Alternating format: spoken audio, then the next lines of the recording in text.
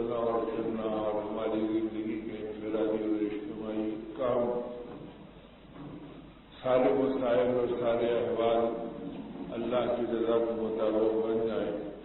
اور نبی رحمت صلی اللہ علیہ وسلم کے طریقے کے تابع ہو جائے. اس مبارک زندگی کا نام اللہ پاک نے دین قرار دیا اور نبی رحمت صلی اللہ علیہ وسلم اس مبارک دین کو ہم تک اور دنیا کے عام انسانوں تک پہنچانے کے لیے تشریف لائے تاکہ یہ امت صحیح راستے پر اپنی زندگی کو گزارے اور اللہ کی رضا کو پا کر اپنی دنیا اور آخرت کو بنائے. اب یہ دور ایک ایسا عجیب و غریب دور ہے جس میں ہم سب جی رہے ہیں کہ اس میں وہاں تو مختصر کا اعلان ہے بارگاہ نبوت کا کہ جس نے اللہ کو اپنا بنا لیا اللہ اس کے بن جاتے ہیں. گویا اللہ کو اپنا بنانا جتنا آسان ہے شوہر کو بیوی کو اپنا بنانا اتنا آسان نہیں ہے اور باپ کو بیٹوں کا اپنا بنانا اتنا آسان نہیں ہے اور تاجر کا تجارت کو اپنا بنانا اتنا آسان نہیں ہے جتنا آسان بندے کا اللہ کو اپنا بنا لینا ہے کہ اللہ میرے بن جائے اور میں اللہ کا بن جاؤں. یہ راستہ کو جہاں کے سردار انبیاء کے امام اور کونین کے تاجدار آقا نامدار حضرت محمد رسول اللہ صلی اللہ علیہ وسلم نے قیامت تک آنے والے انسانوں کو مردوں اور عورتوں کو بچوں اور بوڑھوں کو پڑھے لکھے اور بے پڑھوں کو تمام دنیا کے انسانوں کو یہ راستہ بتلایا کہ ہماری کامیابی اور ہماری سربلندی اور ہمارے دلوں کا چین اور ہمارے قلب کا سکون اور ہمارے مسائل میں خیر و برکت کا آنا اور ہماری زندگی کا نورانی اور رحمتوں کے سائے میں بن جانا ان سب کو اللہ پاک نے اپنی مددوں کے ساتھ شامل حال فرمایا اور اپنے دین میں رکھا اور وہ دین کا خزانہ اتنا آسان بنایا گیا کہ تم اللہ کو اپنا بنا لو تو اللہ تمہارے بن جائے. لیکن مصیبت یہ کہ اس میں ایک نفس ہے جو درمیان میں آڑے آتا ہے. وہ نفس کبھی ماحول کی شکل میں آتا کبھی محبتوں کی جھوٹی شکل میں آتا کبھی خاندانی گویا نسبتوں کی شکل میں آتا کبھی حسب و نسب کی شکل میں آتا کہ آدمی کہتا ہے صاحب ہمارا مزاج تو یہ ہے ہمارا ماحول یہ ہے ہمارا شوق یہ ہے ہمارے جذبے یہ ہے ہمارے بچوں کی تمنائیں یہ ہیں اور یہ چیزیں ہم کو اللہ تک پہنچنے سے محروم کر دیتی اور یہ نہیں سمجھ میں آتا کہ ہم اپنی زندگی کا مقصد کھو رہے ہیں یا پا رہے ہیں. اس لیے کہ یہ زندگی کو اللہ پاک نے ذاتی شوق کے لیے نہیں بنایا اور ذاتی چاہتوں کے لیے نہیں بنایا. اب چونکہ زندگی دین کے سائے میں ہو تو آدمی حق کو سوچے گا صحیح فکر اس کی زندگی میں آئے گی اور اگر دین زندگی میں نہیں ہوگا اور نبی رحمت صلی اللہ علیہ وسلم کی سنتوں پر چلن نہیں ہوگا زندگی کا تو پھر اس کا نتیجہ یہ ہوگا کہ سوچ بھی بگڑے گی فکر بھی بگڑے گی اور آدمی کی زندگی کا ہر پیمانہ بدلتے چلے جائے گا. اب جب بدلتے جاتا ہے تو اب آدمی کی نوعیت یہ ہے کہ ایک پیمانہ تو یہ بدل گیا کہ ہر انسان کی تمنا کہ میرا کام بن جائے. اب کام بننے کے لیے نہ حلال سامنے ہے نہ حرام سامنے ہے اور کام بننے کے لیے نہ جائز کی تمیز ہے نہ ناجائز کی تمیز ہے اور کام بنانے کے لیے نہ اللہ کی رضا ہے نہ نافرمانی ہے. ارے صاحب کام بن جائے. اب بیمار پڑے صحت مل جائے. ارے بھائی صحت اللہ کے خزانوں میں ہے جائز راستوں سے محنت کر لو جو تدبیر اور جائز علاج ہے اسے اختیار کرو شریعت نے اس کی اجازت دی ہے. اب اس کے بعد پھر اللہ کی مرضی ہے کہ سیاسی حقیقی اللہ کی ذات ہے. اگر وہ شفا دیں گے تو شفا ملے گی ورنہ اگر آدمی کے اپنے ہاتھوں میں شفا ہوتی اور ڈاکٹروں کے اپنے ہاتھوں میں شفا ہوتی اور دواؤں میں شفا ہوتی تو یہ روزانہ دواخانوں سے گویا اسٹیشن کے اوپر لاشیں نہیں نکلتے رہتے اور مردہ خانے نہیں بھرے رہتے. اب ان مرنے والوں کو کوئی پوچھے کہ بھائی یہ کیوں مرے ہیں کیا ان کو انجیکشن نہیں ملا دوا نہیں ملی گولی نہیں ملی تو پتا چلے گا ارے نہیں صاحب اگر ہر ایک کو ایک ڈاکٹر دیکھا تو ان کو 4 ڈاکٹر دیکھے. اور ہر ایک کو ایک چھوٹی سی گولی دی ہے تو ان کو تو گلوکوز کے بوتل چڑھا دیے اور انجیکشنوں کی بھرمار کر دی، لیکن زندگی کے اندر شفا مقدر نہیں تھی، نتیجے میں بادشاہ اور فقیر اور دنیا سے چلے گئے۔ تو اللہ پاک ان چیزوں کو بتلانے کے تدبیر کرنے کی تو تمہیں اجازت دی گئی ہے، لیکن تقدیر تمہارے لیے معیار بنائی گئی ہے کہ تم اللہ کی قدرت کو، اس کی کبریائی کو، اس کی بڑائی کو، اس کی طاقت کو، اس کی ذات کو پہچان کر سکو۔ اس کے ہاتھ میں عزت، اس کے ہاتھ میں شفا، اس کے ہاتھ میں کامیابی، اس کے ہاتھ میں رحمت، اس کے ہاتھ میں راحت، اس کے ہاتھ میں عزت، ساری چیزیں اس پروردگار عالم کے قبضے میں، اور ہر ایک کے خزانے انہیں کے اپنے قبضے میں ہیں، اور ہر ایک ان کی مخلوق ہے۔ جس اللہ نے آپ کو اور ہم کو بنایا، اسی پروردگار عالم نے زمین و آسمان کو بنایا، اور جو اللہ پاک نے زمین و آسمان کو بنایا، اسی اللہ پاک نے دن اور رات کی مخلوق بھی پیدا کی، کہ دن کو اجالے کی شکل میں دیا، رات کو اندھیرے کی شکل میں دیا، اور اپنے پاک کلام میں فرمایا کہ ہم نے اس رات کو تمہارے لیے لباس بنایا تاکہ اس میں تم آرام کرو، لیٹو، اپنی راحتوں کو پوری کرو،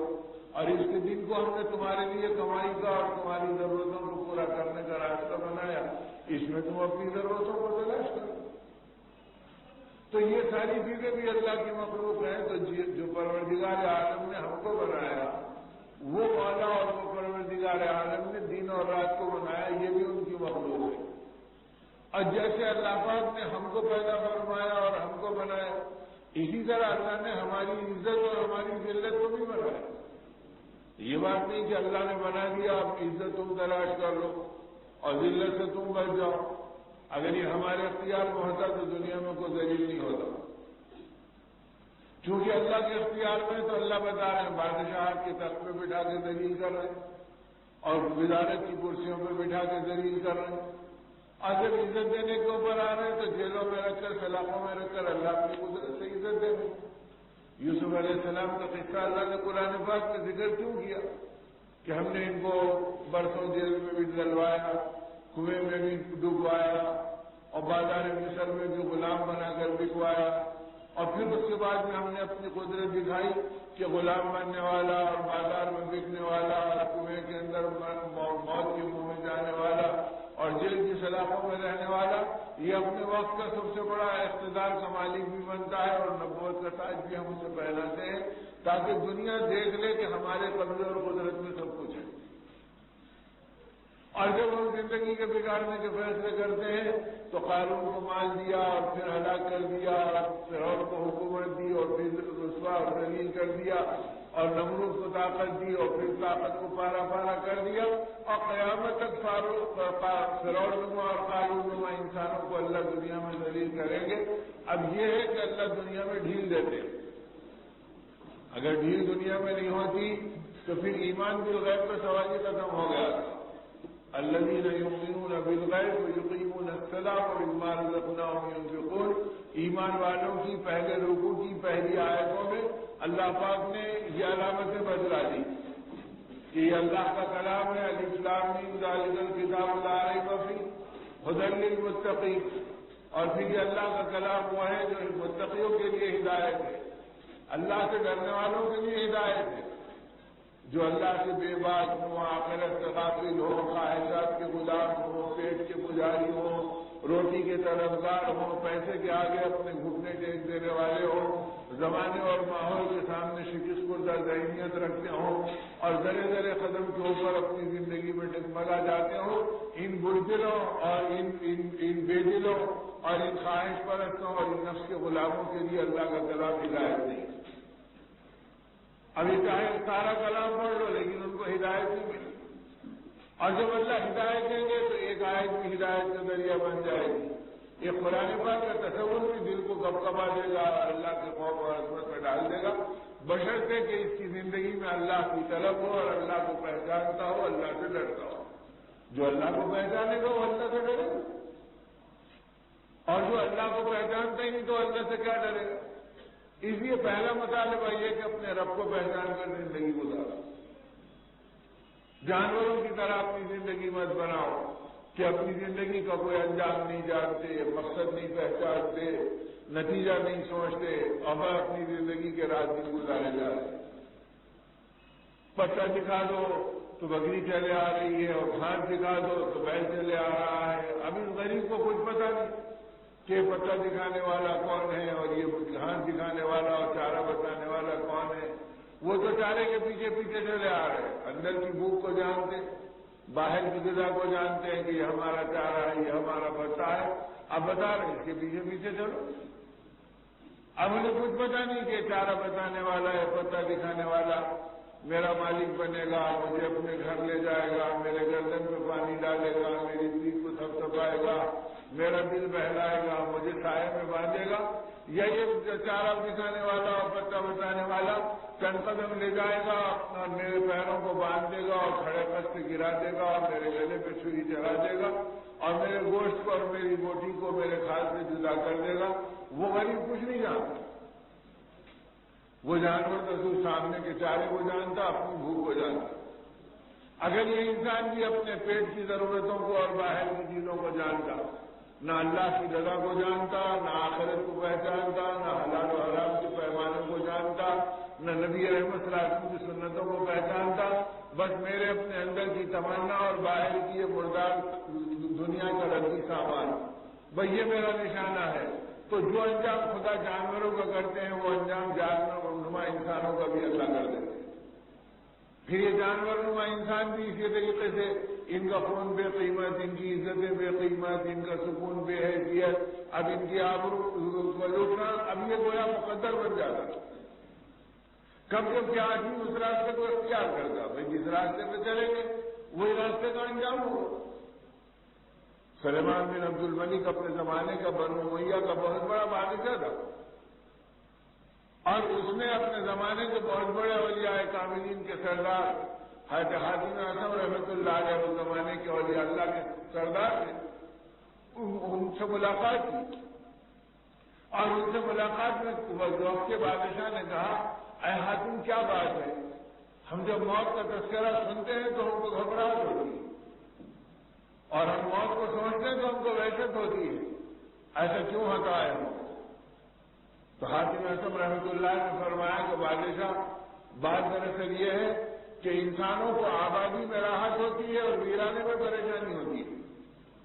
ارے بھئی آبادی ہے تو آپ ملیں گے، آپ ملیں گے، جان پہچان کے دو چار ہوں گے، کسی سے ربط ہو جائے گا، کسی سے تعارف ہو جائے گا، یا سامان بھی ملتا ہے، کھانا بھی ملتا ہے، دوا بھی ملتی ہے، ہاں بھی ٹھیک ہے، آبادی کی جگہ سکون ہو رہا۔ اور آدمی جنگل میں چلے گیا، ارے بھائی ہم تو کوئی اور سمجھ کے آئے تھے لیکن یہ راستہ بھٹک گئے، کہاں پہنچ گئے؟ ارے صاحب جنگل ہے، ویرانہ ہے، ابھی یہاں پریشانی ہے کہ چور ہوگا، ڈاکو ہوگا، زندگیوں کا کوئی لوٹنے والا ہوگا، یہاں پر کوئی ٹھکانا اور سکون نظر نہیں آ رہا، کوئی درندہ ہوگا، کوئی اژدہا اور سانپ لپٹ جائے گا۔ اب آدمی کو ویسے ہی وحشت شروع ہو جائے، تو ویرانے میں آدمی کو اور سنسان جگہ پر آدمی کو وحشت ہوتی، اور آبادی میں انسان کو سکون ملتا ہے، چاہے وہ آبادی اس کی اپنے ذاتی گھر نہ ہو، بھائی آپ کا گھر ہے، آپ کا گھر ہے، لیکن آبادی میں ہے، انسانوں کے بیچ ہے، چلو کوئی تو رحم کرے گا، کوئی محبت کرے گا، کوئی غمخوار بنے گا، آدمی کو ایک امید بنتی، حوصلہ بنتا ہے، تو آبادیوں میں سکون ملتا ہے، اور ویرانے میں آدمی پریشان ہوتا ہے، ارے نہیں معلوم تھا کون ڈاکو آ جائے گا، کون لوٹ لے گا، کہاں زندگی اجڑ جائے گی، کون سا درندہ آئے گا اور کون گل مار دے گا، نہیں معلوم۔ تو حضرت حاتم اعظم رحمۃ اللہ علیہ نے بادشاہ سے کہا کہ انسانوں کی عادت ہے کہ ویرانے سے گھبراتے ہیں اور آبادی میں مطمئن ہوتے ہیں، اور تم لوگوں نے کیونکہ اپنی آخرت کو ویران کر لیا اس لیے تمہارا دل گھبراتا ہے، تم نے دنیا کو آباد کر رکھا ہے، محلات میں تمہارا جی لگتا ہے، نرم بستروں میں تمہارا جی لگتا ہے، گرم کھانوں میں تمہارا جی لگتا ہے، اور تم کو ریشمی لباسوں کے اندر تمہاری آنکھوں کو سکون ملتا ہے، تم ان چیزوں میں اپنا دل لگانے والے بن گئے، اور تم نے اپنی آخرت کو ویران کر لیا، تم اپنی آخرت کو جانتے ہی، تم آخرت کے لیے گڑا مال بھیجتے، ایمان کے خزانے کو جمع کرتے، نبی کی فکروں کو دنیا میں چلاتے، اللہ کی بڑائی کو پہچانتے، قبر و حشر کی تم تیاری کرتے، تو تمہاری زندگی کے اندر آخرت کا خزانہ جمع رہتا، تو تمہاری روح پھڑکتے رہتی کہ جیسے پرندہ کھلے تو پنجرا کھلے تو پرندہ آزاد ہو جائے، ویسے تمہارے جسم سے نکلنے کا وقت آئے تو روح آزاد ہوگی اور اس جگہ جائے گی جہاں اس نے اپنی ضرورت کا سامان آباد کر دیا۔ لیکن تمہاری روح تو ویرانے میں جائے گی، تو ابھی تو گھبراہٹ ہو رہی ہے، اس لیے موت کے تذکرے سے تم گھبراتے ہو اور موت کے تذکرے سے تم پریشان ہو گئے۔ تو اس لیے میرے دوستوں اور میرے بزرگوں، اب جب زندگیاں ایسی بنتی ہیں کہ جس میں آخرت کا ویرانہ ہے، خیال دماغوں میں آخرت ویران ہے، کہ آدمی سوچے کہ بھئی کل کی عشاء سے آج کی عشاء تک 24 گھنٹے گزر گئے اور ایمان والے کے گزرے، اور اللہ اکبر کی آواز مائک کے ذریعے سے دن میں 5 مرتبہ اللہ کی شان مسجدوں سے کانوں میں پڑ رہی ہے، تو سنتے ہوئے گزرے، نماز پڑھتے ہوئے گزرے، نمازیوں کو دیکھتے ہوئے گزرے۔ لیکن آدمی سوچے کہ میں نے اپنی تنہائی کے اندر جہاں سوچا کہ بھائی پیسے کتنے ہیں، تو سامان کتنا ہے، تو کل کا کیا ہوگا، اور بچوں کا کیا بنے گا، اور ضرورتوں کا کیا بنے گا، اور تجارت بڑھے گی یا گھٹے گی، اور رشتے ملیں گے یا نہیں ملیں گے، یہ سب چیزوں میں میرا دماغ چلا۔ لیکن آخرت میں کتنا چلا کہ نجات ہوگی یا نہیں ہوگی، ایمان پر خاتمہ کا بننے کا مسئلہ ہے یا بگڑنے کا ہے، اللہ راضی ہے یا ناراض ہے، نبی رحمت صلی اللہ علیہ وسلم کے اعمال کی حفاظت ہے یا نہیں ہے، قبر میں فرشتے میرا استقبال کریں گے یا درے ماریں گے۔ کبھی اس کو بھی ہمارے دماغ میں سوچا تو پتہ چلے گا کہ ہمارے دماغ ویران ہے، ہمارے خیالات ویران ہیں، ہماری زبانیں گم ہیں۔ 20 سال کی جوان اولاد ہو گئی جس کے کھانے کا، پہننے کا، کمانے کا ہر چیز کی فکر ہے، لیکن اس اولاد کو آخرت کا راستہ بتلانے کی کوئی فکر نہیں۔ میرے بیٹے، اللہ کی یہ بڑائی ہے، اللہ کی یہ قدرت ہے، نبی رحمت صلی اللہ علیہ وسلم کی یہ دلداری اور غمخاری ہے، ان کے صحابہ کی یہ تمنا ہے اور یہ تڑپ ہے، اور ہمارے لیے یہ راستہ بتایا گیا جو نجات اور حفاظت کا ہے۔ آج کتنے باپ ہیں جو اپنی اولاد کو دین کی بات بتائیں، اولاد جوان ہو گئی لیکن ایک بار سورہ فاتحہ سننے کا موقع بھی نہیں ملا۔ تو ہم اپنی دین والی زندگی میں اتنے ویران ہیں کہ ہمارے گھر ویران ہیں، ہمارے معاشرہ ویران ہے، ہمارے ذوق اجڑ گئے، ہماری زبانیں گم ہو گئی، ہمارے خیالات کھوکھلے ہو گئے، اور ہمارے سینے ظلمتوں سے اور دنیا کی محبتوں کی اندھیریوں سے بھر گئے، اور آخرت کے تذکروں سے ہمارے سینے خالی اور اس کی عظمتوں سے ہمارے دل محروم۔ اب اس کا نتیجہ یہ کہ اللہ کو اپنا بنانا تو ہم جانتے ہیں، پیسے کو اپنا بنانا، چیزوں کو اپنا بنانا، گھر کو اپنا بنانا، زمین کو اپنا بنانا، ظلم سے بنانا اور ناجائز بنانا، حرام سے بنانا، لیکن بنانا، یہ بات تو سمجھ گئے۔ لیکن اللہ کو راضی کرنا اور اللہ کو اپنا بنانا اور اللہ کے راستے پہ چلنا۔ اب نبی رحمت صلی اللہ علیہ وسلم نے جب یہ راستہ بتلایا تو صحابہ سے لے کے اولیاء اللہ تک کا جتنا طبقہ ہے، انہوں نے کسی اور کو نہیں، اللہ کو اپنا بنایا تھا۔ اور جب اللہ کو اپنا بنایا تھا تو اس کا پہلے قدم پہ یہ نعمت ملی تھی کہ اللہ کے علاوہ غیر اللہ ان کی نگاہوں میں کنکر اور پتھر کی طرح بے وزن اور بے حیثیت ہو، وقت کا بادشاہ ہو یا فقیر ہو، ان کی نگاہوں میں برابر ہو گئے، اور ان سے ان کی زندگیاں بے نیاز ہو گئی۔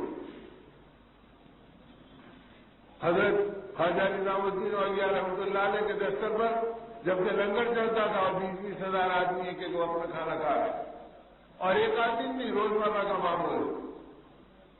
اور وقت کے شہزادے آ رہے کہ ابا جان آپ کے محل میں وہ مزہ نہیں آتا جو حضرت کے دستر پہ آتا ہے، بیٹا جاؤ اور اللہ والے سے ہمارے لیے بھی دعا کرا لو، وہ بھی دیندار بادشاہ تھا۔ اب ایک بار اس کے ذہن میں بات آئی کہ اس اللہ والے کی خدمت پہ جا کر ہم بھی دعا کرا دیں۔ اس نے کہا کہ بیٹا ہم بھی آج کل میں آنا چاہ رہے ہیں، حضرت سے اجازت لے لو۔ حضرت نے سنا تو فرمایا خبردار خبردار، اپنے باپ سے کہنا کہ اپنی جگہ بیٹھ کے حکومت انصاف کی کرتے رہو، مظلوموں کی خبر لو اور رکھو، اور اللہ کے حکموں کے مطابق اپنی زندگی کو چلاتے رہو، یہاں آنے کی ہر ضرورت نہیں، بوڑھا نظام الدین اپنی جگہ سے دعا کرتا ہے، اپنی جگہ رہو۔ اب چند دن گزرے تو پھر تلملاہٹ ہوئی، جب سنتے رہے اللہ والا بیٹھتا ہے، اللہ کا ذکر کرتا ہے، آنے والوں کا ایمان تازہ ہوتا ہے، ان کی دعاؤں پہ دل بے قرار ہوتے ہیں، اور لوگ ان کے قدموں میں آتے ہیں اور پھر ان کے دستر پہ روٹی توڑتے ہیں۔ اب یہ جب بات سنی تو پھر بادشاہ نے کہا کہ بیٹا ٹھیک ہے، ایسے تو حضرت اجازت دیتے نہیں، ہم بھیج بدل کے آ جائیں گے، ایک عام شکل کے اندر آئیں گے تاکہ حضرت کا دیدار ہو جائے، اور اللہ والے کی دستبوسی کر لیں گے، حضرت سے مسافہ ہو جائے گا۔ لیکن بیٹے وہ تھے جو اللہ والوں کی محبت دل میں اتر گئی تھی، تو اپنے باپ سے زیادہ اللہ والوں کو وفادار تھے۔ اب جان کی یہ تمنا ہے، اور بادشاہ وقت اس طرح بھیج بدل کے آپ کی خدمت میں حاضری چاہتا ہے، آپ نے فرمایا جلال میں آ کے جا کے اپنے باپ سے کہہ دینا کہ بوڑھے نظام الدین کے جھوپڑے کے 2 دروازے ہیں، اگر تم ایک دروازے سے داخل ہو گے تو ہم دوسرے دروازے سے نکل جائیں گے، اور ایسے نکلیں گے کہ نہ تمہاری صورت دیکھیں گے نہ تمہارے شہر کی صورت دیکھیں گے، دلی بھی چھوڑ دیں گے۔ اب یہ بات کی اطلاع ملی تو چیخ نکل گئی بادشاہ کی، اور رو کے کہا کہ اگر یہ اللہ والا چلے گیا تو اللہ کی رحمت چلے جائے گی، اور ہماری حکومت تو ان کی دعاؤں سے جوڑ رہی ہے۔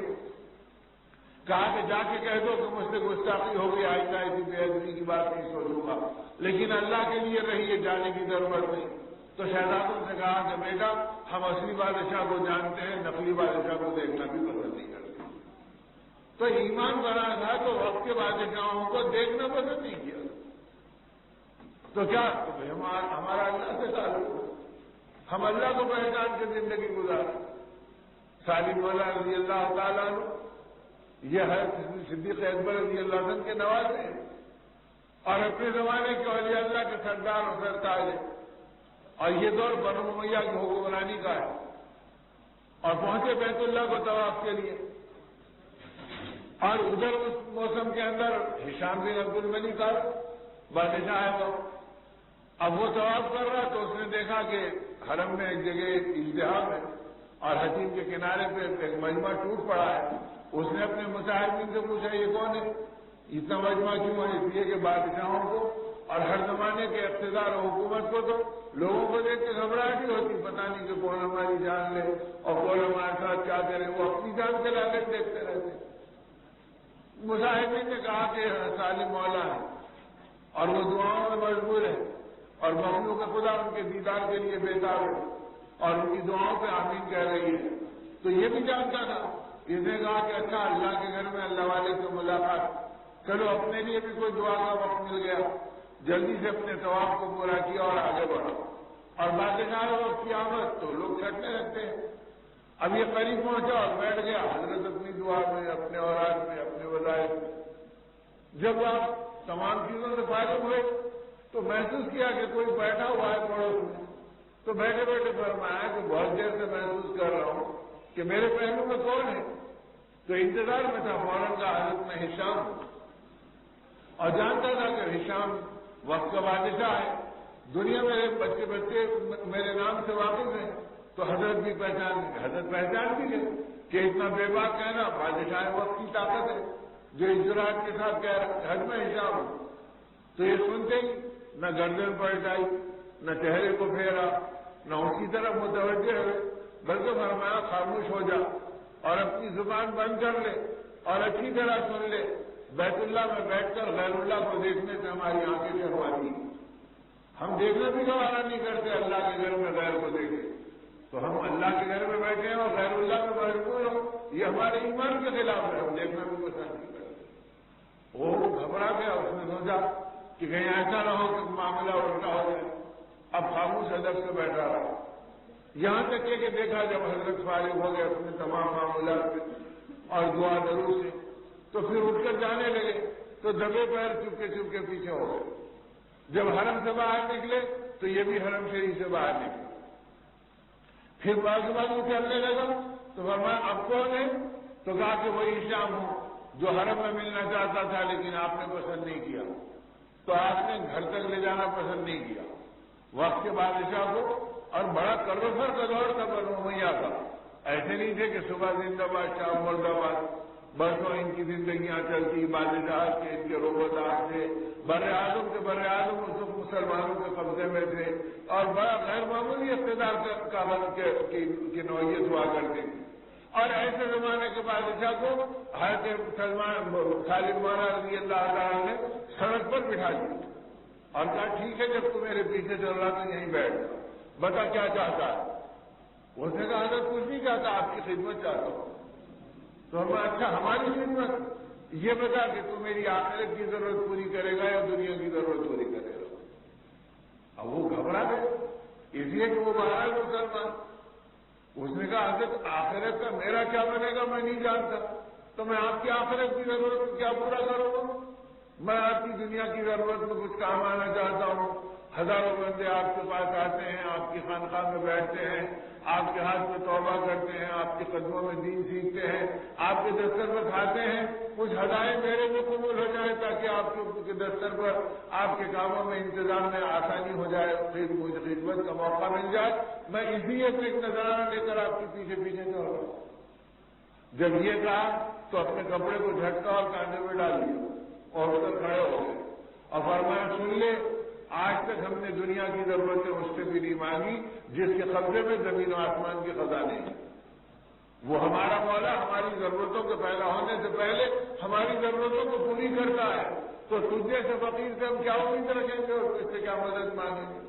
تمہارا راستہ الگ، ہمارا راستہ الگ، اور آئندہ گستاخی نہیں کرنا اور اس قسم کی باتیں ہمارے سامنے نہیں کرنا۔ کس کو کہہ رہے؟ بیٹے کو، خادم کو، ملازم کو نہیں، زمانے کی سب سے بڑی طاقت کو کہہ رہے اور بے نیازی سے کہہ رہے اور یہ سمجھ کے کہہ رہے کہ ہماری ضرورتیں کسی اور کے قبضے میں۔ تو اس امت کو تو اللہ کے نبی صلی اللہ علیہ وسلم نے اس راستے پہ ڈالا تھا، اسی لیے اللہ والے مشہور ہوئے، اولیاء اللہ مشہور ہوئے کہ بھائی اللہ سے تعلق تو اللہ والے، مال سے تعلق تو مال والے، جائیداد سے تعلق تو جائیداد والے، زمین سے تعلق تو زمین والے، یہ کھلی بات ہے بالکل۔ تو بھائی ایمان کی محنتوں میں جب آدمی ڈوبے گا، تقوی طہارت کو اپنے اوڑھنا اور بچھونا بنائے گا، تو پھر یہ تقوی والا، یہ ایمان والا، یہ اللہ والا، یہ دعا والا، اب اس کی زندگی کا انداز دوسرا ہو جس میں فیصلے آسمانی ہوں گے، مدد آسمانوں سے اترے گی اور اللہ اپنی قدرت کا تماشا ان پہ رکھ کر دکھائیں گے۔ اس لیے یہ راستہ بتایا گیا کہ تم اللہ کے بن جاؤ، تو پھر اللہ ہر چیز کو تمہارا بنا دے گا۔ من کان للہ کان اللہ لہ، جو اللہ کا ہو گیا اللہ اس کے ہو گئے۔ سیدھا سیدھا ایک نسخہ نبی رحمت صلی اللہ علیہ وسلم نے امت کے ہاتھوں میں دیا۔ حضرت جابر رضی اللہ تعالیٰ فرماتے ہیں میں نے ایک دن پوچھا آقا سے رحمت عالم صلی اللہ علیہ وسلم سے کہ یا نبی اللہ اور یا رسول اللہ صلی اللہ علیہ وسلم، کوئی ایسا راستہ ہے، کوئی ایسا طریقہ ہے جس سے معلوم ہو کہ اللہ کے پاس ہمارا کیا مقام ہے، میں معلوم کر سکوں کہ مجھے معلوم ہو کہ میرا مقام اللہ کے پاس کیا ہے؟ تو نبی رحمت صلی اللہ علیہ وسلم کی نگاہ نبوت تاڑ گئی کہ یہ سوال اکیلے جابر کا نہیں، میری پوری امت کی یہی تمنا ہے۔ ہر ایک کہے گا کہ میرا مقام میرے اللہ کے پاس کیا ہے، کاش ہم کو بھی معلوم ہوتا، ہم کو بھی ہوتا۔ تو سوال انفرادی تھا، جواب اجتماعی دیا اور فرمایا کہ جابر تم اکیلے نہیں، کوئی اللہ کا بندہ کسی جگہ پہ رہنے والا کسی بھی وقت میں جب یہ معلوم کرنا چاہے کہ اللہ کے پاس کا کیا مقام ہے تو جب ہی معلوم کر سکتا ہے۔ تو صحابہ کہتے ہیں کہ ہمارے نگاہوں میں چمک آ کے ہمارے چہرے کھل گئے، یا نبی اللہ اتنا آسان ہے کہ اللہ کے پاس ہمارا مقام کیا ہے ہم پہچان لیں؟ فرمایا ہاں، جب چاہو، جہاں چاہو اور جس وقت چاہو تو معلوم کر سکتے ہیں کہ اللہ کے یہاں تمہارا مقام کیا ہے۔ اور فرمایا اللہ کے رسول صلی اللہ علیہ وسلم ہو گئے تھے تو فرمایا یہ دیکھ لو کہ تم نے اللہ کو اپنے پاس کیا مقام دے رکھا ہے، جو مقام تم اللہ کو اپنے پاس دیں گے اللہ وہ مقام تم کو اپنے پاس دے گا۔ تم نے اولاد کو مقام دیا، پیٹ کو مقام دیا، جیب کو مقام دیا، کپڑوں کو مقام دیا، سامان کو مقام دیا، اور اللہ کو کوئی مقام ہی نہیں دیا۔ اور اللہ کی عظمت ہے، اللہ کی کبریائی ہے، اللہ کی بڑائی ہے، اللہ کے لامحدود خزانوں پر ایمان ہے تو اسی پر اطمینان بھی ہے۔ اب اللہ کے غیر سے طبیعتیں بیزار ہے، قلب بے نیاز ہے۔ اسی لیے پیران پیر قطب ربانی سید الطائفہ محبوب سبحانی سیدنا شیخ عبد القادر جیلانی پیران پیر رحمۃ اللہ علیہ نے اپنے مواعظ کو فرمایا اے ایمان والے اپنے دل کو ٹٹول لے، اگر تیرا دل اللہ کے ماسوا سے بیزار نہیں ہوا تو تو اپنے دعوے میں جھوٹا ہے کہ تیرا اللہ کے ساتھ محبت کا دعویٰ کرتا ہے۔ نہ صرف یہ کہ خالی ہو جائے بلکہ ہر غیر سے تیرا دل بیزار ہو جائے۔ ارے ان میں کیا زندگی ہے، یہ تو امتحان ہے، آزمائش ہے، یہ کوئی چیز ہے؟ اب آدمی کہہ رہا کہ یہ میری اولاد ہے، اب اس میں فخر محسوس کر رہے ہیں، تاکہ شادیاں بڑھ رہے، سینکڑوں ہزاروں لاکھوں روپے کے گویا آدمی کی اپنی تمنائیں پوری ہو رہی ہیں۔ یہ میرے کاروبار ہے، کروڑوں کے اوپر لگ جا رہے ہیں، یہ میرے بیوی بچے ہیں، ان کی تمناؤں کی پوری زندگی نچھاور ہو جا رہی ہے۔ حضرت پیر رحمۃ اللہ علیہ نے فرمایا اے نادان تو دھوکے میں پڑا ہے اور کہہ رہا کہ یہ میری اولاد ہے، یہ میرا مکان ہے، یہ میرا مال ہے. میں قسم کھا کے کہتا ہوں تیرے بدن کا ایک بال بھی تیرا اپنا نہیں ہے. اولاد تو تیری اپنی کیا ہو اور مال تیرا اپنا کیا ہوگا؟ اگر یہ بدن کا بال تیرا اپنا ہوتا تو یہ تیرے بدن پہ سیاہ سے سفید نہیں ہوتا. یہ سفید ہو کے بتا رہا کہ ہوں تیرے بدن پہ، لیکن میرا کوئی مالک ہے جس کی مرضی پہ اپنا رنگ بدل رہا ہوں اور تیرے بڑھاپے کی حقیقت کو کھول رہا ہوں تاکہ تو بھی اپنی موت کی تیاری کر لے اور اپنے مالک کی حقیقت کو پہچان لے. جب تو اپنے بدن کے بال کا مالک نہیں تو کہاں دھوکے میں پڑا ہے؟ میں اولاد کا، میں مال کا، میں دکان کا. اس لیے فرما کہ تو یہ کہہ رہا کہ میں مالدار ہوں اور کہا کہ عبد القادر یہ کہتا ہے کہ تو کفندار ہے، تو مالدار نہیں. کفن کے کپڑے تیرے ساتھ آئیں گے اور مال تیرا دنیا میں بڑھ جائے گا. بیوی کا اتنا حصہ، بچوں کا اتنا حصہ، بیٹوں کا اتنا حصہ، اور جو اس کے قرابت میں ہوں گے تو موت کو پتا چلے گا کہ تو مال کا چوکیدار تھا، مالدار نہیں تھا اور زندگی بھر چوکیداری مال کی کرتا رہا. اسی لیے نبی رحمت اللہ نے فرمایا کہ بدترین ہے وہ انسان جو دوسروں کی دنیا بنانے میں اپنا دین برباد کرے. دنیا دوسروں کی بن رہی ہے، دین اپنا لوٹ رہا ہے. کبھی تکبر سے لوٹ رہا، کبھی محبت سے لوٹ رہا، کبھی غفلت سے لوٹ رہا، کبھی اللہ کی بغاوت سے لوٹ رہا. اور آدمی اسی میں ماسٹر کے ساتھ میرے پاس سے اس نے سب کچھ ہی نہیں. اس لیے سمجھداری کا راستہ بدلا ہے کہ تم اپنے رب کو پہچان کر اپنی زندگی گزارو. اور جب صحابہ کرام سے لے کے اہل اللہ تک آئے تو صحابہ کی زندگی میں بھی ہے، اہل اللہ کی زندگی میں بھی ہے کہ انہوں نے جب اللہ کو پہچانا تو ہر غیر اللہ سے ان کی زندگیاں بلند ہو گئی. حضرت سفینہ ایک آدمی رضی اللہ تعالیٰ عنہ اور نکلے اللہ کے راستے میں صحابہ کے ساتھ. اب چلتے چلتے جنگل سے گزر ہوا، راستے میں طہارت کی ضرورت پیش آئی. انہوں نے کہا کہ مجھے کچھ حاجت ہے، میں فارغ ہوتا ہوں. انہوں نے کہا کہ سفینہ تم آ جاؤ، ہم آہستہ آہستہ چلتے رہتے ہیں، آگے ہم کو ملا لینا. کہا ٹھیک ہے. وہ جھاڑیوں میں کہیں چلے گئے، یہ آگے کو بڑھ گئے. وہ جو اپنی ضرورت سے فارغ ہو کے آگے بڑھے تو یہ نظر نہیں آئے، یہ آگے اور ان کو دیکھنے چلے تو جھاڑیوں میں بھٹک گئے، ادھر کو ادھر ہو گئے. اب یہ سوچنے پڑ گئے کہ بڑی دیر ہو گئی، اب گیا میں راستہ بھٹک گیا، میرے ساتھی مجھے نہیں ملے. اب ہمارے سفینہ کہتے ہیں اب میں اس حالت میں پریشان اور فکر مند جنگل کے درمیان میں ہوں، لقدہ کیفیت میں ادھر میں شیر کو دیکھا کہ وہ منہ کھولے ہوئے میرے طرف چلے آ رہا. تو فرمایا اسے دیکھتے ہی مجھے اطمینان ہوا، اللہ کی مدد آ گئی.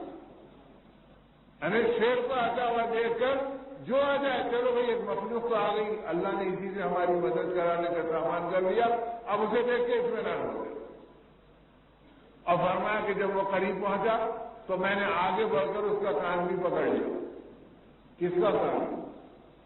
اور یہ صحابہ کے واقعات ہے، یہ کوئی ڈرامے نہیں ہے خدا نخواستہ، اور یہ کوئی افسانے نہیں ہے نعوذ باللہ. یہ نبی پاک راسم کے پاک صحابہ کی زندگیاں ہیں جو ان پہ گزری انہوں نے بیان کیا. اور کہا میں نے اس کا کان پکڑ کر کہا اے شیر میں رسول اللہ صلی اللہ علیہ وسلم کا امتی ہوں، اللہ کے راستے میں نکلا ہوں، راستہ بھٹک گیا ہوں اور میں تجھے اللہ کی طرف سے حکم دیتا ہوں کہ تو میری رہبری کا سامان ہو. تو فرمایا بس اتنا کہتے ہی وہ شیر دم ہلاتے ہوئے پالتو جانور کی طرح سر پلٹا لیا اور وہ جھاڑیوں کو سونگنا شروع کیا اور آگے بڑھنے لگا. اب میں اس کے پیچھے پیچھے چلنے لگا، گویا وہ آدمیوں کی بو سونگ رہا تھا اور جدھر اسے آدمی کی بو ملتی ادھر آگے بڑھتے جاتا. بڑھتے بڑھتے ایک راستے پہ جا کے 1 میل آدھے میل کے فاصلے پر وہ اپنا سر رگڑتا مجھے دیکھتا، سر رگڑتا مجھے دیکھتا. میں سمجھ گیا اور کہہ رہا کہ سفینہ اس راستے سے آگے بڑھو. اور جب میں آگے بڑھا تو ساتھی صحابہ کھڑے ہوئے تھے، انہوں نے دیکھتے ہی مجھے گلے لگا کے کہا کہ سفینہ ہم تو سمجھے کہ تم ہلاک ہو گئے اور جنگل میں بھٹک گئے، اللہ کے کرم کہ اللہ نے تم سے ملا دیا، کیسے آ گئے؟ کہا نہیں اللہ کی مدد آئی. کہا مدد کیسے آئی؟ کہا اللہ نے شیر بھیجا. ارے شیر بھیجا تو اللہ کی مدد آئی. آج سگا بھائی آیا تو پیشانی میں پسینہ آ جاتا، اسے چائے پلانا پڑتا ہے، کھانا کھلانا پڑتا، یا 2 پیسے منگتا ہے، کیا کرتا. تو آج ہم اپنے ایمان والے بھائی سے ملنے تیار اور مایا کہہ رہے ہیں کہ شیر آیا تو اللہ کی مدد ہے. پھر کیا کرے؟ صحابہ نے پوچھا ان سے تو کیا کرے؟ اللہ کا نام لے کر ہم نے اس کا کان پکڑا، کس کا؟ شیر کا کان۔ شکاریوں سے پوچھیے تو پتا چلے گا کہ بھئی ان جنگلوں میں شکار کرنے کے لیے بھی آدمی کی ہمت ہو، جس میں شیر کے صرف پنجے نظر آ جائیں۔ ارے بھائی مٹی میں پنجے نظر آ رہے ہیں، دم پکڑ کے دوسری جگہ چلے گئے، صرف زندگی کو خطرے میں کیوں ڈالتے ہیں؟ جبکہ سب چیزیں موجود ہیں، ہتھیار ہے، ساری چیزیں ہیں، تیز رفتار گاڑی ہے، پھر انسان کے یہ کہہ دیا اور وہ کہہ رہے ہیں کہ نہیں میں شیر کا کان پکڑا۔ اجی آج جوان بیٹے کا کان پکڑ کے دیکھ لیجیے، شام کو پتا چلے گا گھر میں باپ رہتا کیا بیٹا رہتا، اور دنیا ہم کو نصیحت کرے گی ارے بس اب یہ زمانے میں یہ عمر میں بچوں کا کان پکڑ دیں، معاف کر دینا تھا، درگزر کر دینا تھا، یہ بھی کوئی بات ہے، یہ نصیحت ہے۔ اور وہاں یہ ہے کہ اللہ کی شان کے شیر مان رہا ہے اور اس کے بعد کہا کہ اس نے ہم کو تمہاری بو سنتا رہا، راستے کو ڈھونڈتا رہا اور اس نے رہبری کر دی اور اللہ نے ہم کو پہنچا۔ تو میرے دوستوں اور میرے بزرگوں، جب بندہ اللہ کو بنتا ہے تو خدا درندوں سے لے کر پرندوں سے لے کے ہر چیز کو اس کے تعلق میں، اور جب بندہ اللہ کا نہیں بنتا ہے تو پھر حدیث پاک میں نبی علیہ السلام میں پیشن وہی کہ تمہاری اولاد تم کو خون کے آنسو رلائے گی۔ اب بڑھاپے میں غمزدہ ہیں، یہ بچوں پہ ہم یہ کریں یہ کریں یہ کریں، اور یہ بچوں کی نافرمانی ہے کہ دنیا پالتی ہے، وہ پالے تو کیا کرے؟ یعنی اس بغاوت کے جملے کو آج جوان والا بوڑھے ماں باپ کے سامنے کہہ دی، اسے کچھ پتہ نہیں۔ جب ان کے بڑھاپا آئے گا تو پتا چلے گا کہ ماں باپ کیا ہے، ان کا مرتبہ کیا ہے، ان کی عظمت کیا ہے، ان کا مقام کیا ہے۔ تو میرے دوستوں یہ چیزیں اس وقت معلوم ہوتی جب آدمی اس راستے میں اپنے آپ کو چلا، اس لیے فرمایا کہ بھائی اللہ کو اپنا بنا، اور جو اللہ کو اپنا بنائے گا وہ اللہ کے حکموں پہ ماں باپ کو اپنا بنائے گا، وہ بھائی بہنوں کی قدر و قیمت کرے گا، وہ ہر چلنے والے انسانوں کے ساتھ رحم کھائے گا، جانوروں کے ساتھ رحم کھائے گا۔ جیسے جانور اس کی مان رہے یہ جانوروں کی شفقت و محبت کرے گا۔ ہمارے اس ہندوستان میں ایسے ایسے اللہ کے ولی گزرے، انہوں نے اللہ کی عجیب تاریخ ہے۔ ایک بزرگ آئے، سفر کر کے اپنے علاقے میں پہنچے، اب ان کے مریدین بیٹھے ہیں، ارادت مند موجود ہیں، انتظار کر رہے ہیں کہ بھائی شیخ اب آئیں گے جب آئیں گے، اور شیخ پہنچے اپنے سفر۔ اب جو بھی اس زمانے کی سواریاں تھی، گدا تھا، خچر تھا، اب ٹٹو تھا، اس میں بیٹھ کر چلے۔ اب آئے تو لوگ بیٹھے تھے، پہنچے، اب بیٹھتے ہی ایک تھیلی تھی ہاتھ میں، تھیلی کھولی، ایک دم تھیلی بند کر کے کہا کہ بیٹا یا تو کوئی کام ہے تو کر لو، اور وہ خالی ہے تو اللہ کے ذکر میں بیٹھے رہو، مجھے 2-4 گھنٹے لگیں گے پھر میں آ رہا ہوں۔ یہ کہہ کے پھر اپنی سواری پہ چل دی۔ اب پھر 2-4 گھنٹے کے بعد آئے، اب بیٹھنے والے بیٹھے گئے، جانے والے گئے، پھر پلٹ کے وہ بھی آ گئے۔ آنے کے بعد انہوں نے کہا کہ حضرت اتنی مدت کے بعد آئے تھے اور پھر کیا بات یاد آئی کہ آپ بیٹھے بیٹھے پھر چلے گئے اور پھر یہ 2-4 گھنٹے اس میں لگ گئے؟ فرمایا بیٹا پڑوس کے گاؤں سے شکر لے کر آیا تھا کہ ہمارے گاؤں میں آسانی سے ملتی نہیں، تو چلو کچھ مہمانوں کے کچھ ہمارے کام آ جائے گی تو وہاں سے آتے آتے لے آیا۔ اب یہاں سے جو تھیلی کھولی تو اس میں 2-3 چونٹیوں کو چلتے ہوئے دیکھا، ایک دم خیال آیا یا اللہ یہ پڑوس کے گاؤں کی چونٹیاں ہیں، یہاں اجنبی بن جائے گی، یا ان کا دل لگے گا نہیں لگے گا، تو ایک دم طبیعت بے قرار ہوئی، تو پھر سفر کر کے گیا 4 گھنٹے کا، اور 4 کوس 8 میل کا سفر کر کے گئے، اور جا کے جس جگہ سے شکر لیا تھا وہاں شکر نکالا، اس کے اندر چونٹیاں نکلی، وہ اپنی بلوں کے پاس چلے گی تو دیکھ کے خوشی ہوئی کہ چلو اپنے گھروں میں گئی، اپنے رشتے داروں میں چلے گئی، تو چونٹیوں کو چھوڑ کے آ رہا ہوں۔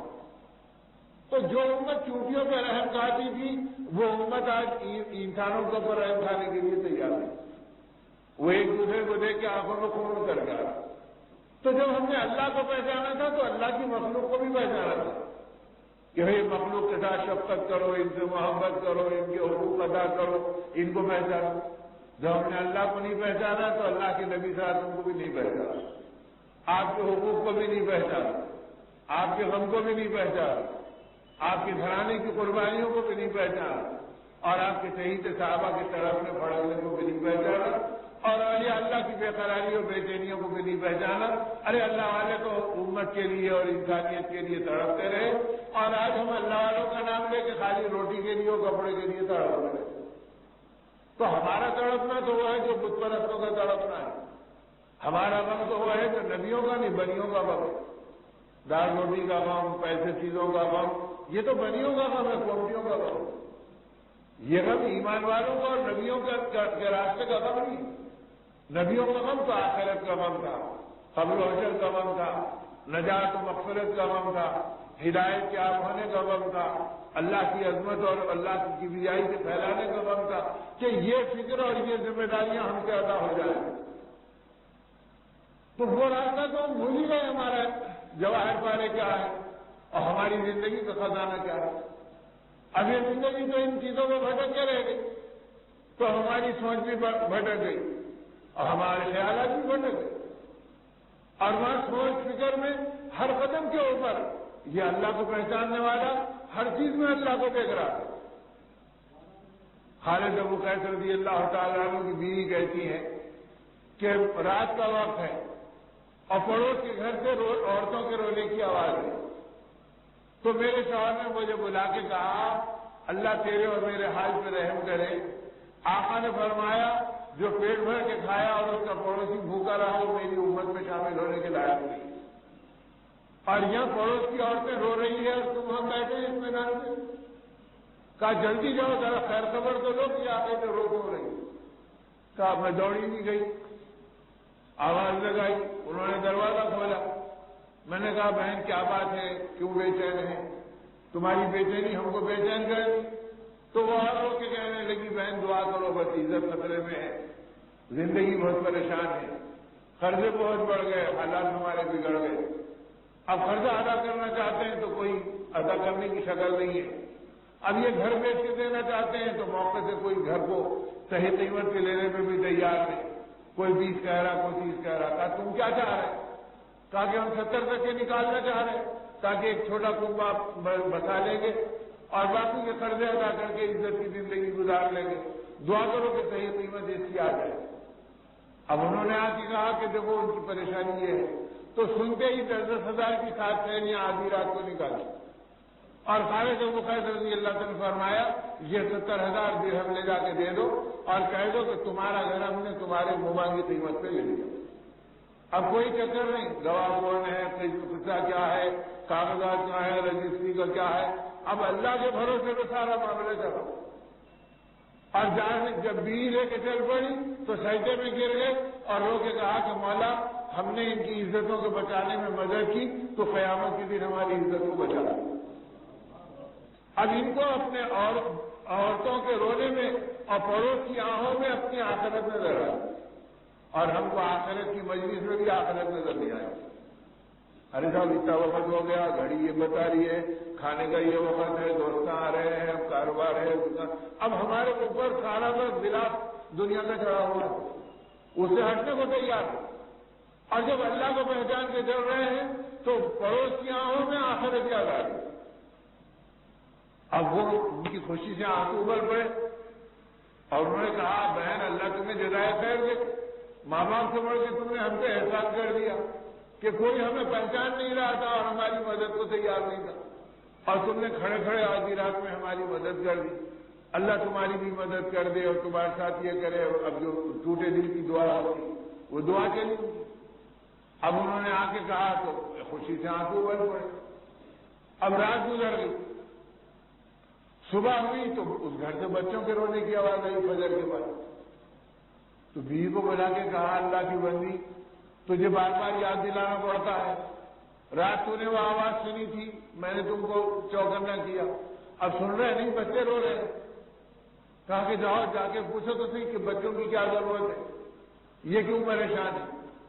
اب بیوی پھر نہیں پڑوس کے گھر اور کہتی کہ جب میں پہنچی تو دیکھا کہ بچے رو رہے ہیں, یہ سامان باندھ رہے ہیں. میں کہا بہن کیا ہے؟ تو کہا اللہ تمہیں جزائے خیر دے, تم سے بڑھ کے زمین پہ اب احساس کرنے والا کون ہے؟ اللہ تمہارے ساتھ کرم کا معاملہ کرے. بس ہم تو رات بھر تم کو دعا دیتے رہے, کوئی پریشانی کی بات نہیں. کافی یہ بچے رو رہے ہیں تو کہا بچے سو رہے تھے. اب اٹھے تو انہوں نے دیکھا ہمارے سامان کے باندھا بوندی کو، تو کہا کہ یہ سامان کدھر پیک ہو رہا، کدھر باندھ رہا؟ ہم نے کہا کہ بیٹا ابھی گھر ہمارا نہیں رہا، ابھی گیا، اب ہم دوسرا گھر پہلے سے دیکھ کے رکھیں، گھر ملے تو چلے جائیں گے، اب چلو وہاں جانا ہے، لہذا گھر خالی کرنے کی تیاری کرو۔ اب بچے ہیں رو رہے، ان کے رونے کا کوئی بھروسہ تھوڑی ہے، کل وہاں جائیں گے تو وہاں دن لگ جائے گا۔ اب کہہ رہے یہ گھر ہمارا نہیں رہا ہے، پڑوسی ہمارے نہیں رہے، ہم چلے جا رہے ہیں، اس پہ رو رہے ہیں۔ اب یہ وہاں جائیں گے تو وہاں کے پڑوس سے دل لگ جائے گا اور وہاں کے گھر میں دل لگ جائے گا۔ اللہ جزائے خیر دے بہن، تمہارا احسان کا قیامت کے دن اللہ ادا کرے۔ دعائیں دیکھیں انہوں نے رخصت کر، انہوں نے آ کے کہا کہ بھئی وہ تو دعائیں دے رہی ہیں، تو حضرت خالد ابو قیس رضی اللہ عنہ فرمایا، ارے اللہ کی بندی، اللہ سے ڈر۔ یہ ان کا کردار ہے کہ وہ کہہ رہے ہیں کہ بچے ہیں، بچے روتے ہی رہتے ہیں، اگر ہمارے بچے روتے تو ہمارے دل پہ کیا گزرے، یہ سوچو۔ اور کہا جلدی جاؤ اور جا کے ان سے کہو کہ سامان کھول دو، گھر بھی تمہارا، پیسے بھی تمہارا، لیکن ہم کسی کو روتا ہوا دیکھنا پسند نہیں کرتے۔ تو کبھی یہ امت اتنی حساس تھی اور ایسی ذکی الحس تھی کہ کسی کی بے چینی کو دیکھتی تو اس کے سینے پہ کام اڑ جاتا۔ اور آج یہ ہے کہ ہم کسی کو تڑپا کے اگر کچھ لے لیتے ہیں تو اپنی شان سمجھتے ہیں۔ تو راستہ بالکل فرعونیت کا آ گیا، حمانیت کا آ گیا۔ جس راستے میں خدا کا غضب آتا وہ ہماری زندگی کا قسمتی سے دور کر گئے، اور جس راستے پہ اللہ والوں نے اپنے نمونے چھوڑے وہ ہم اپنی زندگی کے اوراق کو الٹ دیے، ہم نے ان کے کارناموں کو ڈھانپ دیا۔ اب وہ سمجھتے تھے کہ یہ مال آجی کے دن کے لیے ہے کہ پڑوس کی آہیں رک جائیں گی، قیامت کے دن اللہ ہم کو آہوں سے بچا دے گا۔ ایک تصور، ایک یقین، ایک ایمان، یہ ان کو چلا رہا۔ اب یہ رخ ہماری زندگی کا ٹوٹتے چلے گا، ختم ہوتا چلا گا۔ اس لیے میرے دوستوں اور میرے بزرگوں، ضرورت اس کی ہے کہ اس زندگی میں سوچ ایمان کی بنے، فکر آخرت کی بنے، تڑپ اللہ کی عظمت اور نبی کی محبت کی بنے، اور ہر کام میں آدمی دیکھے۔ یہ نہیں کہ اعتکاف میں، مسجد میں، رمضان میں، جمعہ کے دن میں، قدر کی رات میں بھئی ایک رات ہے، نہیں، مومن کے لیے ہر لمحہ یہ ہے کہ وہ اس میں تڑپ کر اپنے مولا کو منا لے اور آسمانی فیصلوں کو اپنے اور امت کے لیے موافقت میں لانے کے لیے اللہ کو راضی کرے۔ اور اگر وہ فیصلے اس کی موافقت میں آ گئے، اللہ حالات عالم پلٹ دیں گے، دل کی دنیا بدل دیں گے، سوچ و فکر کو صحیح کر دیں گے، اور ہمارے گھروں کو جنت نما ماحول اپنی قدرت سے بنا دیں گے، بشرطے کہ بندہ طلبگار بنے۔ اب آج تو دین کی طرف ہماری زندگی میں کتنی ہے بتاؤ؟ اب عام طور سے کہہ رہا ہوں، یہ تو اللہ پاک نظر بد سے بچائے کہ آپ کی طلب ہے جو اس وقت کہلوا رہی ہے اور سنوا رہی ہے اور جمع کریں، ورنہ تو آدمی کی نوعیت ہی دوسری ہوتی۔ میں عام بات عرض کر رہا ہوں کہ ارے بھائی چلو کسی مجمع میں جا رہے ہیں، کدھر سے آئے، ہاں پہلے کھانا کھا لیں گے، اپنا کاروبار ختم کریں گے، ڈکار لے لیں گے، پان کا بیڑا دبا لیں گے، پھر چائے کی چسکی لے لیں گے، اب دیکھیں گے وقت بجائے نیند نہیں آ رہی تو چلو میاں ذرا ٹہلتے ہوئے کیا ہو رہا دیکھ کے آئیں گے۔ تو دین اللہ معاف کرے ایسا کھلونا بن گیا ہماری زندگی۔ یہ نہیں رہا کہ سب کچھ پہلے دین پہ لگا دیں گے تاکہ ایمان بنے، آخرت بنے، اللہ کو پہچان لیں، بچی زندگی میں باقی کے کام کریں۔ یہ راستہ ہمارے بڑوں کا تھا، یہ راستہ ہمارے اہل اللہ اور صحابہ کا تھا، اور یہ راستہ تمام اولیاء کاملین کا رہا کہ انہوں نے اس طرح اپنی زندگیوں کو گزارا کہ بھائی زندگی میں اللہ کو پہچان کر اپنی زندگی گزارو۔ تو ہم قدم قدم پر اللہ کو پہچاننا اور اللہ کی ذات عالی کی گویا بڑائی اور کبریائی کو دل و دماغ میں بٹھانا، یہ کیفیت ان کو تنبلا کے رکھ دیتی، اور انہی بے چینیوں میں وہ اپنی صبح شام کرتے۔ اس لیے میرے دوستوں اور میرے بزرگوں، ضرورت اس کی ہے کہ اللہ کا یہ دین ہم کو موت سے پہلے سمجھ میں بھی آ جائے، زندگی میں داخل بھی ہو، کہ ہماری سوچ میں بھی اللہ کا دین ہو۔ ارے مکانوں کو، دکانوں کو، سامان کو، چیزوں کو، یہ تو بت پرست سوچ رہے ہیں، یہود و نصارہ سوچ رہے ہیں، اگر میری اولاد اور میں سوچ رہے تو مجھ میں اور بت پرستوں میں فرق کیا ہے؟ خدا پرستی کی شان یہ ہے کہ ہم تقوی کو سوچیں، اللہ کی بڑائی کو سوچیں، نبی کی محبت کو سوچیں، آخرت کی فکروں کو سوچیں، عفت و پاک دامنی کو سوچیں، زہد و قناعت کو سوچیں، صبر و ذکر کو سوچیں، جو راستے نبی رحمت صلی اللہ علیہ وسلم نے بتلائے وہ ہماری زندگی کا ٹھکانہ بن جائے۔ تو ہماری سوچ میں یہ چیزیں آ گئی تو باقی چیزوں کو اللہ سوچنے کا موقع بھی نہیں دیں گے، اپنی قدرت سے عرض کر دیں گے، اور ہماری زندگی کی محنتوں میں تقویٰ و طہارت آ جائے۔ اور ہماری زندگی کی قربانیوں میں اللہ کا دین آ جائے کہ ارے ہم تو دنیا میں دین سیکھنے اور سکھانے کے لیے آئے، ایمان بنانے اور ایمان پھیلانے کے لیے آئے، تو اب یہ راستہ اتنا ہو کہ یہ کسی جگہ کا اور کسی زمانے کا، نہ رات کا نہ کسی قدر کی گھڑیوں کا، شب قدر کی گھڑی کا یا شب برات کے لمحات کا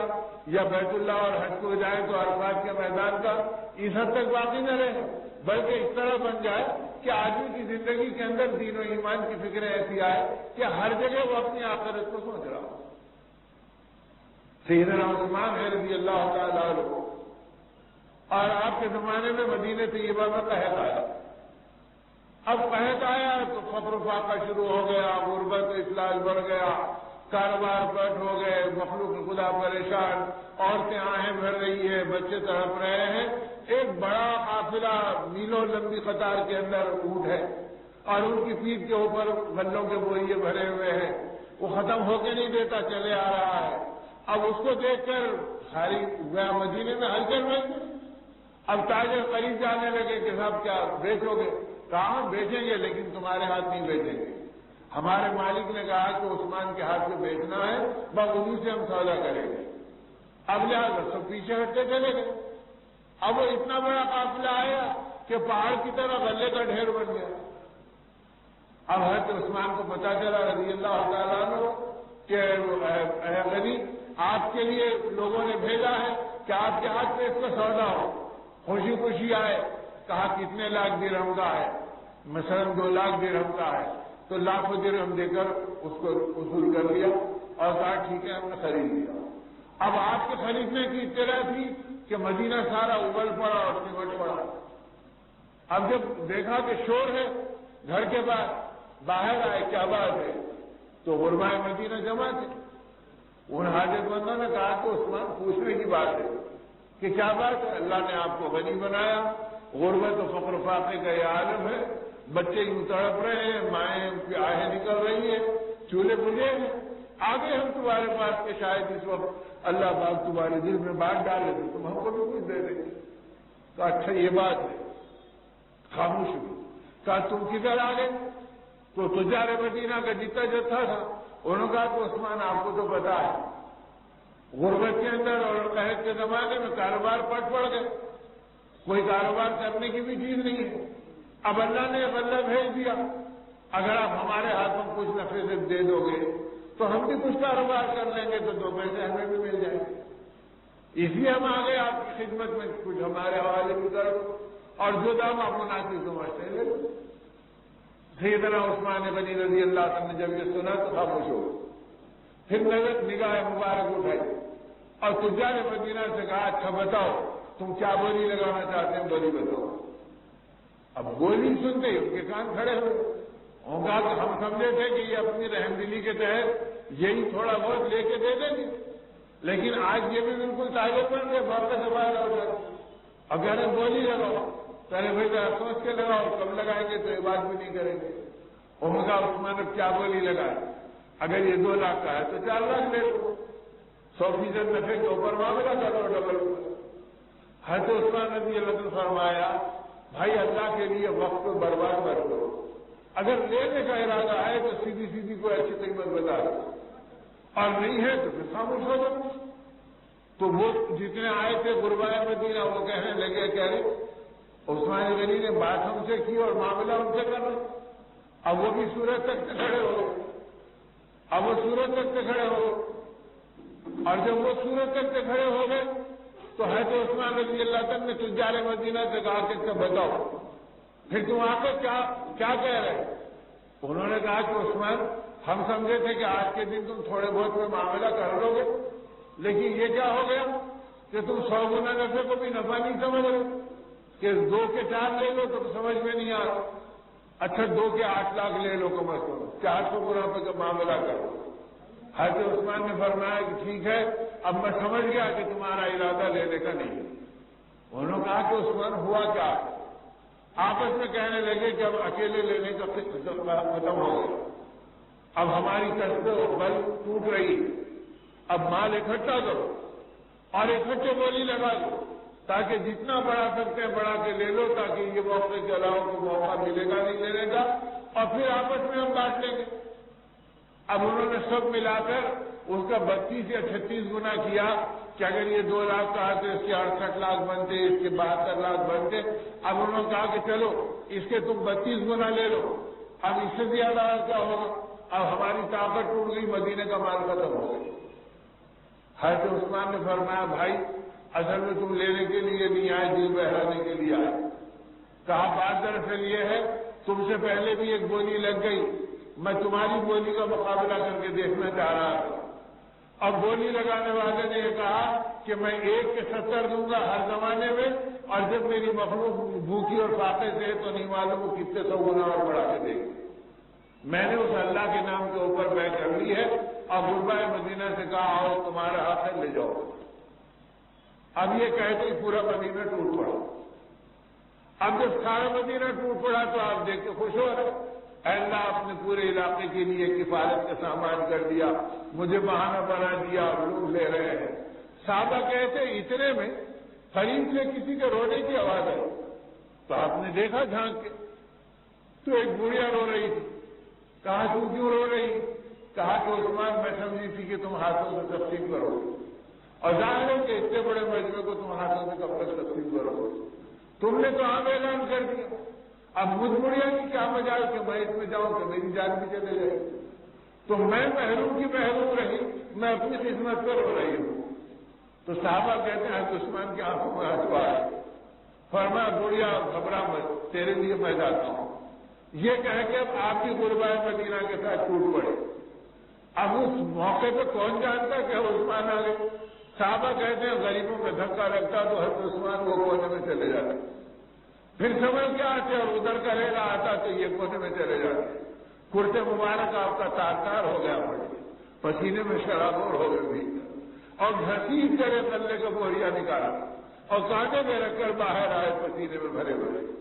اور بڑھیا سے کہا کہ بڑھیا تیرے لیے لاج تو لیا ہوں، لیکن یہ اتنا بھاری اور وزنی ہے کہ اس وزنی کو تو ابھی بھی کانٹے پہ نہیں اٹھا سکتی، تو آگے آگے چل اور اپنا جھوپڑا بتا دے، عثمان اپنے ہاتھوں سے تیرے گھر میں پہنچایا۔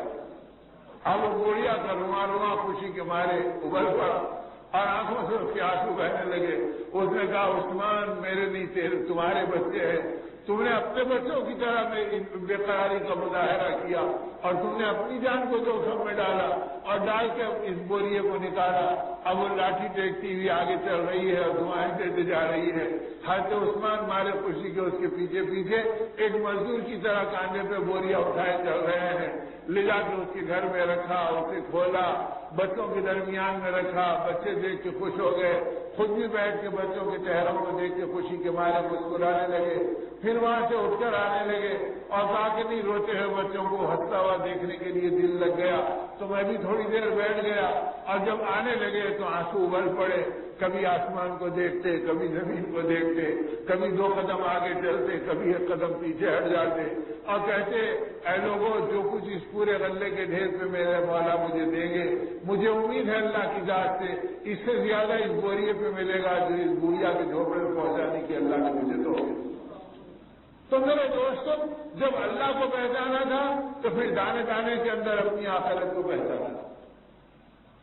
آج تو پورے قرآن میں ہم نے آخرت کو نہیں پہچانا، انہوں نے غلے کے ایک نوالے اور ایک دانے میں بھی اللہ کو پہچانا۔ تو وہ ماحول ہماری زندگی میں اللہ کو پہچاننے کا ہے، اس طرح ہم اللہ والے بن کر اور اللہ والوں کی روحوں کو راحت پہنچا کر اور ان کے اعمال کی خوشنودی کے راستے کو پہچان کر اپنی زندگیوں میں بھی اس ولایت کے دروازے کو کھولنا، وہ توبہ کے راستے کو لانا، وہ انابت کے راستے کو لانا، کہ اس لیے کہ اللہ کی کریم ذات وہ ہے جو بڑے بڑے گناہوں کو معاف کرنے پہ تیار ہے، بشرطے کہ بندہ صحیح طور پہ تڑپ جائے اور اپنے مولا کو منا۔ حدیث پاک میں آتا کہ بندہ جب اللہ کی بارگاہ کی طرف بڑھتا ہے تو اللہ کی رحمت اس کے لیے فرق ہو،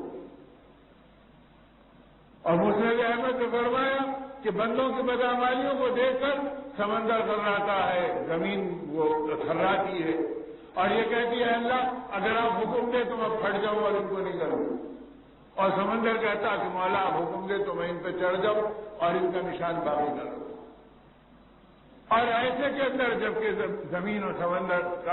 کپاتے ہیں اور اپنے غضب کو ظاہر کرنا چاہتے ہیں تو اللہ پاک اس کے جواب میں کہتے ہیں چپ ہو جاؤ چپ ہو جاؤ، اور پھر اللہ مخاطب ہو کے کہتے ہیں کہ ان کو تم نے نہیں بنایا، ان کو میں نے بنایا،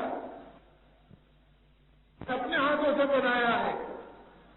تو میں ان کی توبہ کا انتظار کر رہا ہوں کہ میرے بندے توبہ کریں گے تو میرے عزت کی قسم میں ان کی زندگی بھر کے گناہوں کو معاف کر کے انہیں اپنی رحمت کی جگہ دوں گا، اپنے کرم کی چادر اڑا دوں گا اور اپنی قبولیت والے راستے پر ان کو چلا دوں گا۔ تو اللہ تو ایسے کریم ہے، اور ہم نے ایسے رحیم پروردگار کو نہیں بھیجا۔ کوئی چائے پلایا تو برسوں یاد رکھے، کوئی سلام کیا تو مہینوں یاد رکھے، ارے ہم راستے سے جا رہے تھے بیچارے ہاتھ اٹھا کے سلام کرے، کتنی محبت کی آدمی ہے۔ اور جس مولا نے سر سے لے کے پیر تک زندگی دی، اور ایک ناپاک قطرے سے لے کے گوشت کے لوتھڑے سے لے کے انسان بنایا، پھر ایمان کے گودوں میں پالا اور ہمارے کانوں میں اذان دلوائی، اور اپنے نبی کی امت میں اپنے گھروں سے شامل فرمایا، اور آج بھی وہ توبہ کے دروازے کو کھٹکھٹانے کے لیے کوئی انتظار کر رہے ہیں، اور یہ کہہ رہے میرے بندو میں 70 ماں باپ کی محبت رکھتا ہوں، ماں باپ بھی انتظار کر کے آدھی رات کو اپنا دروازہ بند کر لیتے ہیں، لیکن جب ماں باپ اپنا دروازہ بند کرتے ہیں تو میں گناہگاروں کے لیے اپنا دروازہ کھولتا ہوں، آؤ آدھی رات کو توبہ کرو تاکہ میری رحمت تمہیں دھو دے اور پاس کرے۔ میں ایسی رحمت کرنے والا ہوں، مجھے پہچان، مجھ سے زیادہ تم کو اور کون محبوب مل گیا جو تم مجھ سے اپنی نگاہوں کو بہت وَإِن تُعَرِّضْ وَأَنَا مُقْبِلٌ عَلَيْكَ۔ اللہ فرماتے جب تم مجھ سے بھٹک کے چلے جاتا ہے تو میری رحمت اور میری نگاہیں تجھی کو دیکھتے رہتی، اور میں پکار کر یہ کہتا ہوں کہ مجھ سے زیادہ کون محبوب مل گیا جو تم کسی اور طرف جا رہا ہے۔ جیسے ماں اپنے بچے کی آس لگاتی ہے اس سے 70 گنا زیادہ میں امید رکھتا ہوں کہ یہ پلٹ کر آئے گا تو میں اس کی مغفرت کروں۔ تو وہ گناہگاروں کو پکارتے ہیں، وہ خطاکاروں کو پکارتے ہیں، وہ نافرمانوں کو پکارتے ہیں، یہ سے بڑھ کر ان کی رحمت کی علامت ہے۔ تو اس لیے میرے دوستو ایسے مولا کو پہچاننا اور ان کے لاڈلے غمخوار نبی کو پہچاننا جس نبی رحمت صلی اللہ علیہ وسلم نے ہم تک کے اللہ کا دین پہنچانے کے لیے اپنے آپ کو تڑپایا ہو، رات اور دن بے قرار کیا ہو، اور صبح اور شام ہم گناہگاروں کو یاد کیا ہو، آخری وقت میں جبکہ بے چینی چل رہی ہے اور دنیا سے پردہ فرمانے کا وقت آیا ہے اور جبرائیل امین آئے ہیں اور آ کے یہ کہہ رہے ہیں اے اللہ کے نبی آپ بار بار اپنی امت کو یاد کر رہے ہیں، اگر آپ دنیا میں رہنا چاہیں تو اللہ پاک آپ کو اور مزید زندگی دینے پہ تیار ہے۔ تو آپ نے فرمایا اللہم رفیق اعلیٰ، اے جبرائیل میں رفیق اعلیٰ سے ملنے کا مشتاق ہوں، جیسے وہ مجھ سے ملنا چاہتے ہیں میں بھی ان سے ملنے کے لیے بے قرار ہوں، لیکن امت کی جدائی کا غم ہے کہ میرے بعد میری امت کا کیا ہو۔ تو اس وقت اس نبی رحمت صلی اللہ علیہ وسلم نے ہم کو یاد کیا۔ لاڈلی بیٹی حضرت فاطمہ رضی اللہ عنہ فرماتی ہے کہ اما جان عائشہ رضی اللہ عنہ کی گود میں آپ کا سر مبارک تھا، لیکن جس بیوی کے گود میں سر رکھا اس بیوی کو نہیں دیکھا، جو بیٹی سرانے کھڑی تھی اس بیٹی پہ نظر نہیں ڈالی، نظر ڈالی تو اپنی امت پہ ڈالی اور کہا پردہ ہٹا دو تاکہ مسجد نبی میں اپنی امت کو جی بھر کے دے دوں۔ اور سب بن رہی تھی، اقامت ہو رہی تھی اور آپ کی طرف چل رہی تھی، فرمایا عائشہ پردہ ہٹا دے تاکہ تیرا نبی اپنی امت کو جی بھر کے دے دے۔ بے چینی اتنی تھی کہ ٹھنڈے پانی کے ٹیسٹ میں ہاتھ ڈال رہے اور چہرے مبارک میں پھیر رہے اور ساتھ ساتھ مشکلیں پانی کے ڈالے گئے لیکن جسم کی گرمی میں کمی نہیں آ رہی تھی۔ اس بے قراری میں کوئی یاد نہیں آیا بلکہ جس بیوی کے گود میں سر رکھا وہ اما جان فرماتی مجھے نہیں دیکھا، امت کو دیکھنے لگے، کہا عائشہ پردہ ہٹا دے، اور جب پردہ ہٹوایا تو آپ نے دیکھا امت سب باندھ رہی ہے، اور ایسے دیکھا کہ حضرت انس فرماتے رضی اللہ تعالیٰ عنہ اس ذات کی قسم جس کے قبضے میں میری جان ہے میں نے آقا کے چہرے کو اتنا کھلا ہوا کبھی نہیں دیکھا۔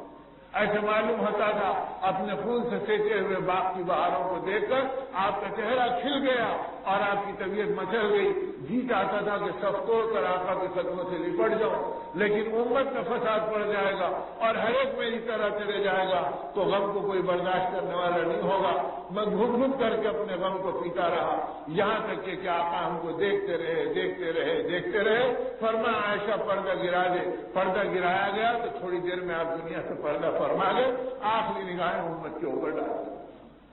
تو میرے دوستو جس آقا نے اتنی محبت ہم سے کی ہو اور ہمارے لیے رات اور دن اپنے آپ کو بے چین کیا ہو، اور ہر قدم کے اوپر امت کو پکارا ہو. وہ معروف واقعہ جسے بار بار دہرایا جاتا ہے. کیا مجان فرماتی ہیں کہ عائشہ رضی اللہ تعالیٰ عنہ کیا آقا آئے گھر میں, چہرہ کھلا ہوا تھا,